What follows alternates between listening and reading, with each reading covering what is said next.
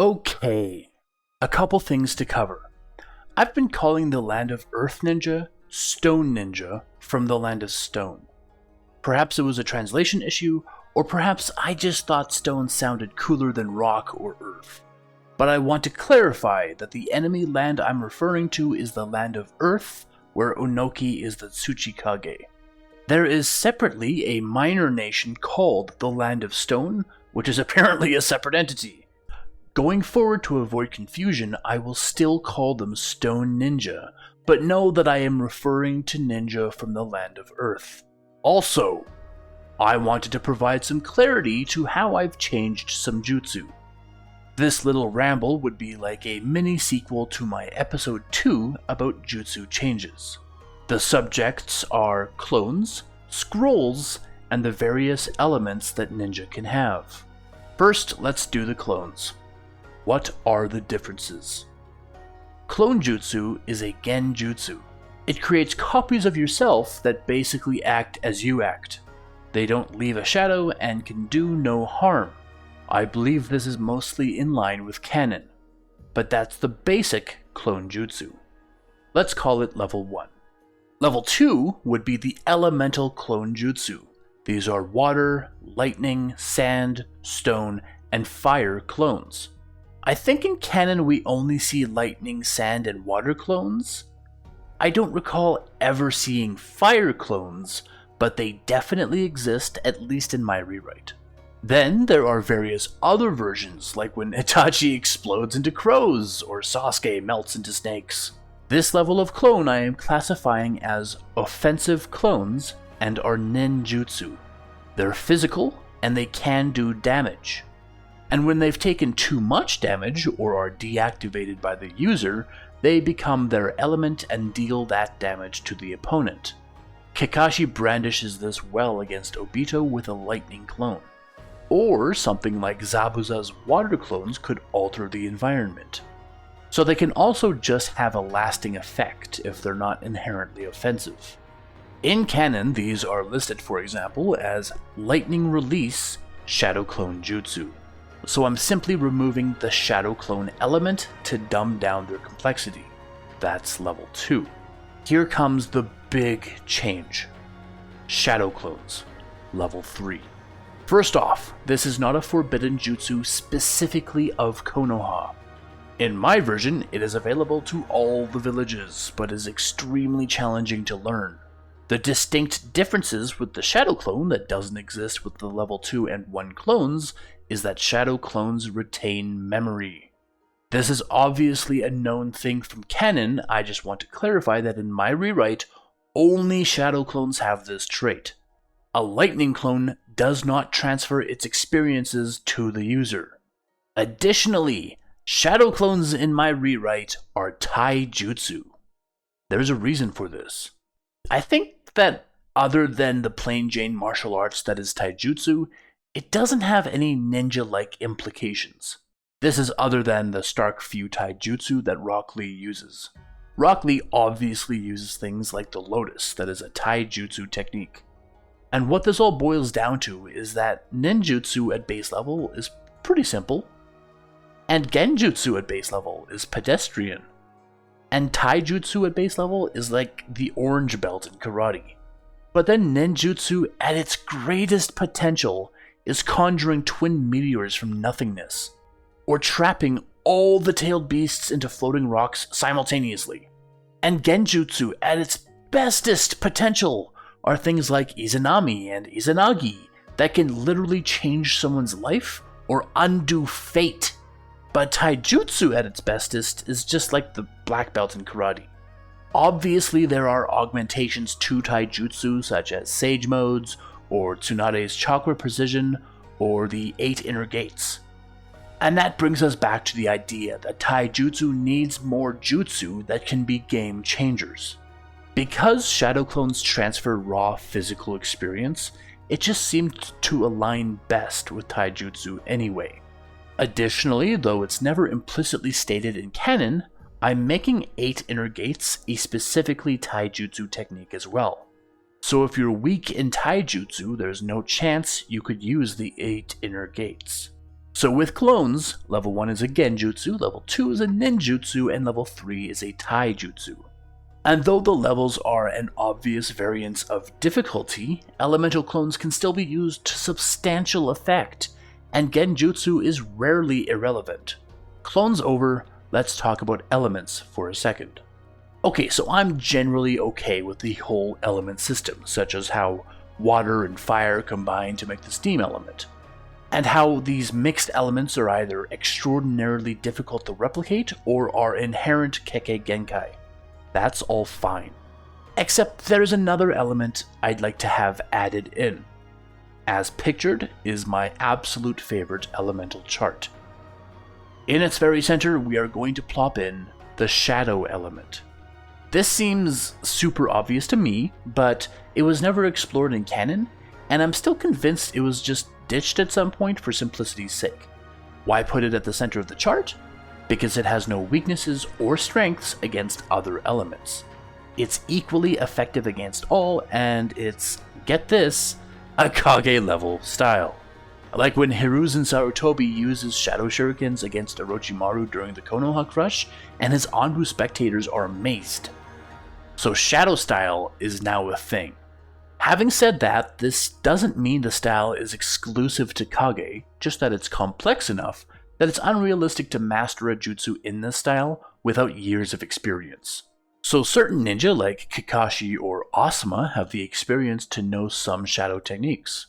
And to wrap this in with clones, shadow is so complicated to figure out that mastery of several elements is often, but not always, needed.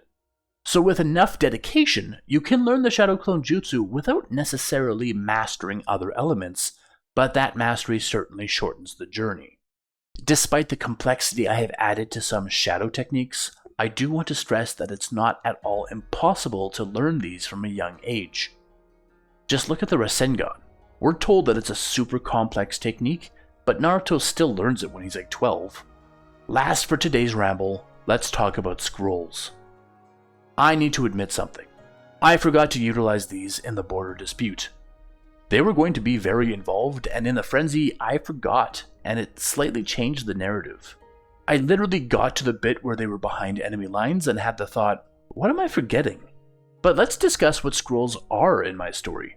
I haven't seen Boruto, but I have seen the movie where he takes the Chunin exams and uses that cheating device that spits out mini scrolls. So if you can transfer a Rasengan into a scroll, and then your enemy steals that scroll, they can Rasengan you? That's hogwash. Here's how my scrolls work. A scroll exists on a very limited life. Depending on the complexity of jutsu that you use, a scroll can last anywhere from a week to a day. So you want to store some extra fireballs in a few? Go crazy. Those scrolls will last for about a week. But if you wanted to shove in a Rasengan, that's looking at maybe 2, maybe 3 days max. And when a scroll runs out its timer, it burns up, unable to continue to control the chakra sealed within. You know how all people have different DNA? Only identical twins share DNA, and even then it's not 100%. Well, that's how I'm applying chakra. It's like a fingerprint. Your chakra has a unique feel, and if someone tries to utilize your chakra without some sort of deterrent, their chakra will reject yours. And so this idea carries over into scrolls. If Minato made a scroll with a Rasengan in it, and anyone else tried to release it, the scroll would essentially implode in their hands. So on one hand, scrolls can be extremely dangerous because there's no telling what will pop out of them. On the other, they've got an extremely limited shelf life. Also, the best jutsu that exist in the series simply cannot be stored in a scroll. Going forward, I fully intend to keep these relevant and apologize again for forgetting them where they would have otherwise been great. As a present for putting up with that ramble, we're getting an extra long episode today. On with the show. We're going back in time a little bit to when the Jonin were all summoned for a special meeting with Minato. New Jonin are excited for this meeting, but the veterans already know it's coming. They've gathered in a great big hall so that Minato can share his long-term plans for this never-ending war. He starts the meeting with a little speech about how the first Hokage, Hashirama, fought specifically to end sending children to battle. And though they've taken strides to slow the promotion process of young ninja, they're still leaps and bounds from the future Hashirama wanted. But they will do what they can. So Minato assigns the Jonin as the invasion force. They will be the frontline soldiers who cross over into the Land of Stone to take out outposts and occupy villages. The Chunin of the village are responsible for fortifying these newly taken positions. They will only take an offensive role if a leading Jonin or the Hokage himself directs them to. Genin are not allowed to leave the country's borders, and so will be put on defensive jobs only. Historically, the Land of Fire has had a superior fighting force to the Land of Earth. But in his efforts to pursue peace, Minato tried the defensive path, and clearly that hasn't worked. So, he is sending Orochimaru as the general of the offensive forces. Orochimaru is short-tempered, but is quite possibly the second strongest ninja in the village. He has decades of experience with this war and has intimate knowledge of how to traverse the Land of Earth. Lady Tsunade will augment the Chunin forces so that any retreating Jonin who are injured can have the best medical assistance possible. In this way, if the offensive ninja need urgent help, a second Sannin will be relatively nearby. Lord Jiraiya will remain in the Land of Fire and captain the Anbu when the Hokage cannot. As they've had a recent graduating class of Genin, Minato has also chosen to move the Chunin exams up. Before their official offensive begins, every ninja that isn't in the border guard will be in the village to protect it while the Chunin exams take place. With so many additional ninja within the village, Minato has also invited teams from the Land of Wind and the Land of Lightning to take part in the exams. Also, to a lesser degree, minor nations that haven't taken a side will also be offered invitations. These are the Lands of Grass, Rain, and Waterfalls. These are the three nations sandwiched between the Land of Fire and the Land of Earth that have chosen to stay out of it. Minato hopes to curry at least some favor, along with a promise that he won't attack them in any way. Hopefully, some promising new Genin will earn the Chunin promotion so that they can help in the war efforts more directly. He also makes clear that he doesn't want to take over the Land of Earth. All he wants to do is push them until they surrender, and then pull all Leaf Ninja out and give them their land back. He hopes to strong-arm them into submission, and then leave them to lick their wounds in peace. Now, let's return to the present. After all his meetings and preparations, Minato finally has time for a different purpose. He and Jiraiya have taken Naruto to the edge of the village for two purposes. The first, he has to augment the seal on the fox's prison. With nothing but violence on the horizon, he needs to make sure that the fox doesn't cause problems. While he reweaves the seal, Jiraiya will be in charge of keeping Naruto subdued. There will be just a moment that the seal weakens substantially before locking up much stronger than before. The day will come that Naruto will learn to conquer the fox and wield its power, but they can't afford to train him in this way quite yet. While Jiraiya works on the seal, Minato is speaking with Anbu to make sure the perimeter is absolutely secure. He turns and tells Naruto that Jiraiya revealed his thoughts about the Hokage position. Naruto eyes Jiraiya for a second before trying to evade the questions. Minato tells him that he doesn't care whether Naruto wants to be a Hokage or quit being a ninja to cook ramen for the rest of his days. For Minato, he just wants Naruto to love what he's doing. Naruto is kind of surprised by the offer, but returns to reality fast and says even that can't really happen. When Minato asks why, Naruto tells him that nobody likes him, and even if he plays nice, everyone just assumes he's trying to trick them. An eyebrow raised, Minato asks what Naruto means. Why wouldn't everyone like him? Annoyed now, Naruto tells him because of the monster in his stomach. Why else? Minato tries to reassure him that this isn't a handicap that makes people dislike him. He's a hero for being a prison for that monster. The world's greatest warden. Naruto rolls his eyes and says it's great that his dad thinks he's a hero, but everyone else just sees him as a monster waiting to break free. Shaking his head, Minato says that's not true. Everyone who's older than Naruto remembers when the fox attacked the village. There's no way they'd think of Naruto that way. Naruto's getting agitated, that his dad seems so blind to the insults that he's had to endure.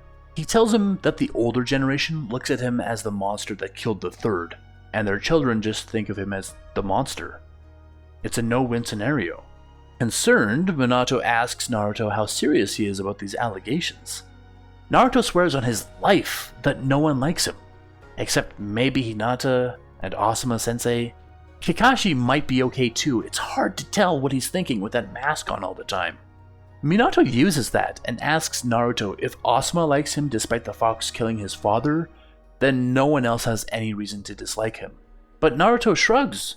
He knows what he sees and hears on a daily basis.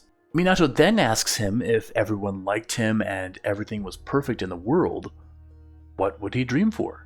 Naruto just wants to be the strongest.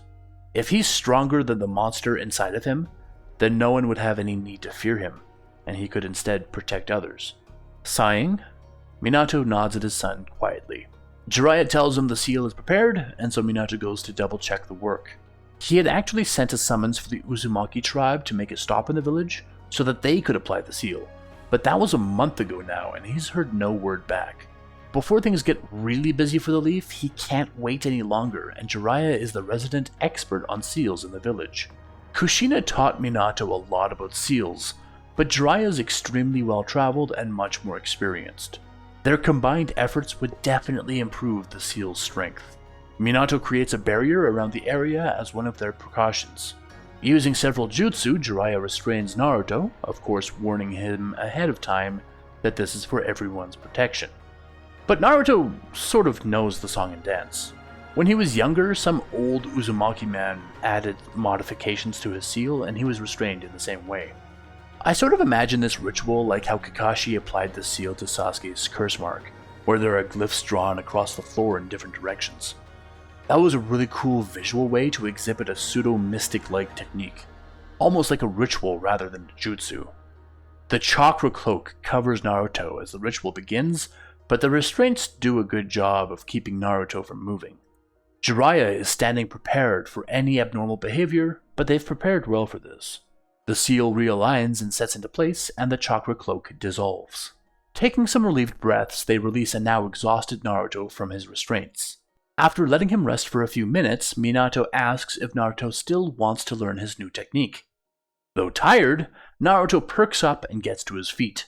Pulling one of his special kunai out, Minato gives it to Naruto.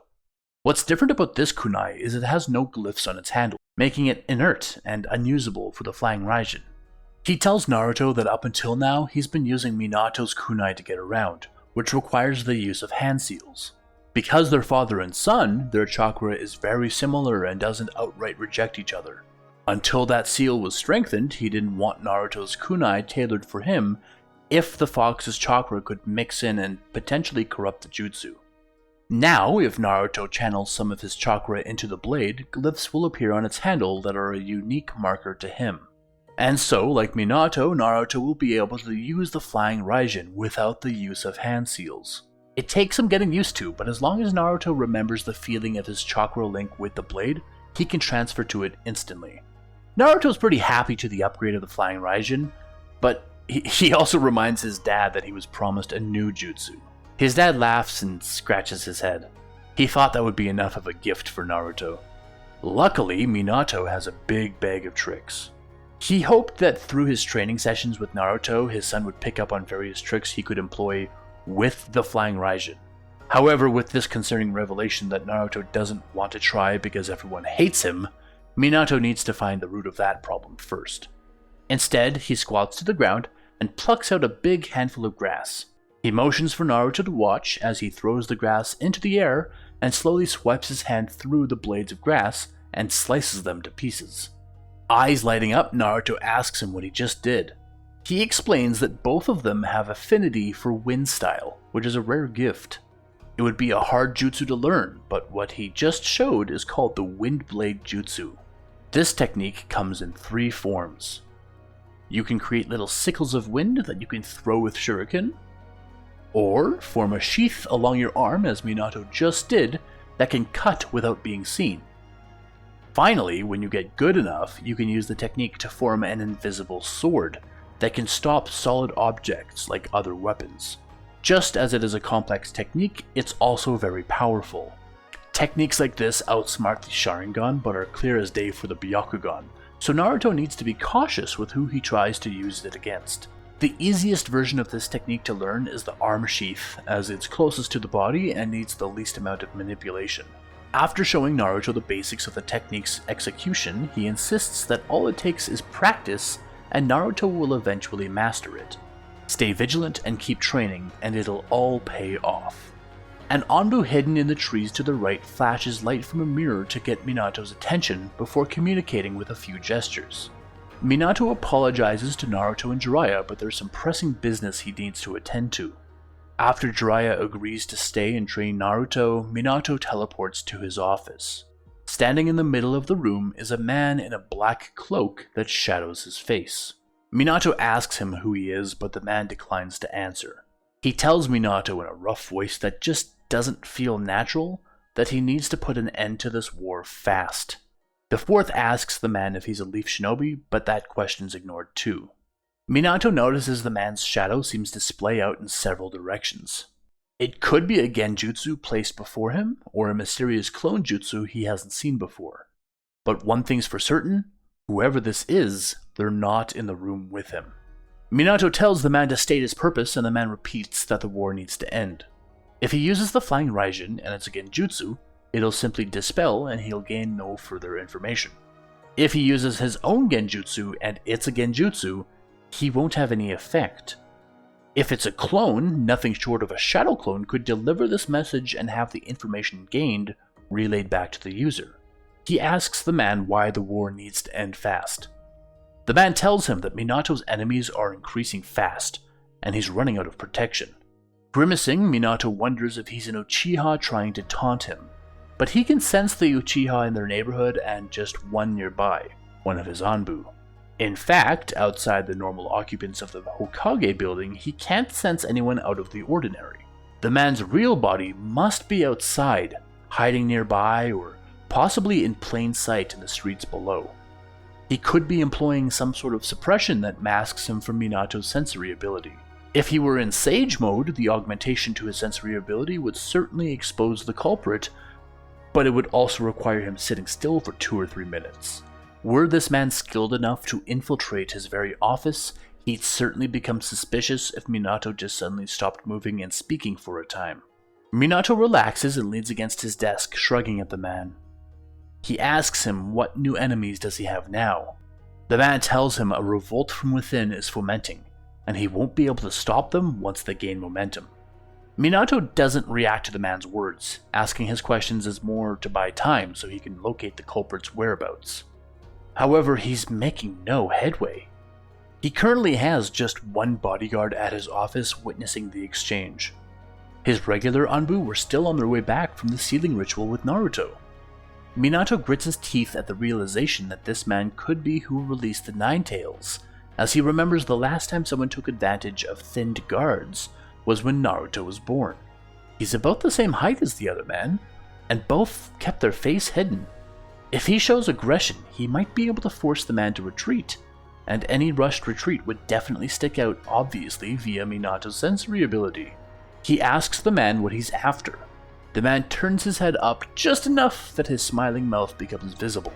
He brings a hand up to his cloaked face, and as he lifts the hood to reveal the rest of his face, he goes up in a poof of smoke. Calling for Raido, Minato tells him to seek far and wide for the man who was just in his room, and Raido appears and disappears without a word of protest.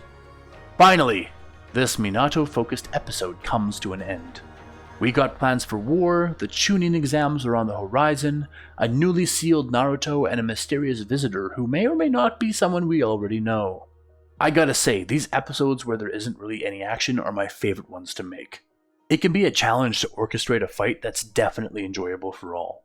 But episodes like this are just storytelling, and for me, that kind of thing is really easy. For now, all I have left to say is, the sky's the limit.